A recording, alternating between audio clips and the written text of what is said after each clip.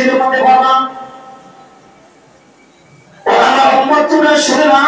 নাও আমার নবীজি ফরমান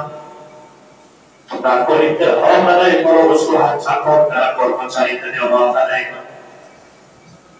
তাদেরকে ভালোবাসো তাদেরকে মহব্বত করো তাদেরকে কোনো রকম কষ্ট দেওয়া যাবে না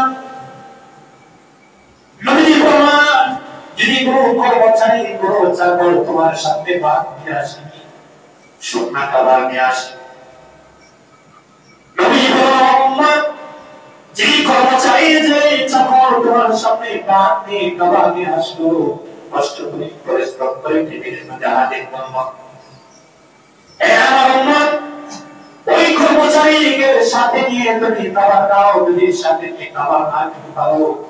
যে খাবার গুলা তোমার সামনে হাজির করলো এক লোক বা খাবার বা দুই লোক বা খাবার হইলো তার হাতের মধ্যে ধরে দাও আপনি বড় মাছালের মাংস আনলেন ভালো করে ভাত করলো রান্না করলো আপনার স্ত্রী আপনার একজন কর্মচারী আপনার সামনে হাজির করলো বড় বড় পিস দিল টোকা দিল মাংস বেসেই দিল আপনি তার তো হচ্ছে যখন সামনে হাজির করছে আপনি যে শুকনা খাবার হয় আপনি ভিজা খাবার হয় তাকে সাথে নিয়ে একটা নাম যদি শুকনা খাবার হয় একটু খাবার দুই লোক খাবার এই কর্মচারী এই চাকরের হাতের মধ্যে দিয়ে দেন সে তাকে আমরা খুশি হবে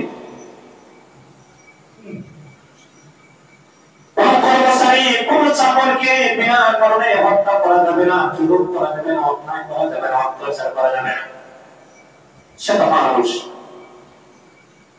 আপনার কর্মচারী আপনার চাকর সে তো মানুষ সে পরিশ্রম করলো যে কোনো কাজের করে ত্রুটি হতেই পারে আপনি যখন কাজ করবেন ত্রুটি হতেই পারে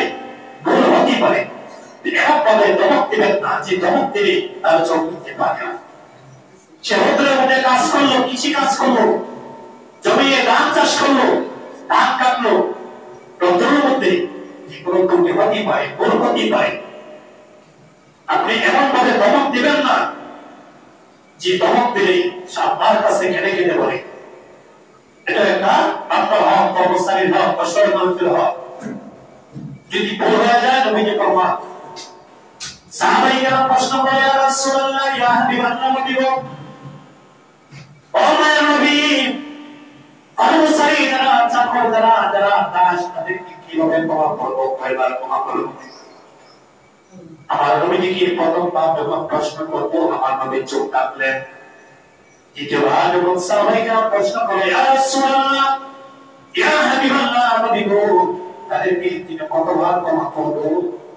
তৃতীয়বারের দ্বারা আমার নবীজি ফরমান ও সাহাবাইরা আপনার দাস বা কর্মচারী যদি ভুল করে দিনের মধ্যে আপনি তাকে 70 বার ক্ষমা করে দিবেন বলে সুবহানাল্লাহ আপনি যখন আপনার কর্মচারী দাস ক্ষমা করবেন আপনাকে আল্লাহ রাব্বুল আলামিন ক্ষমা করে দিবেন সুবহানাল্লাহ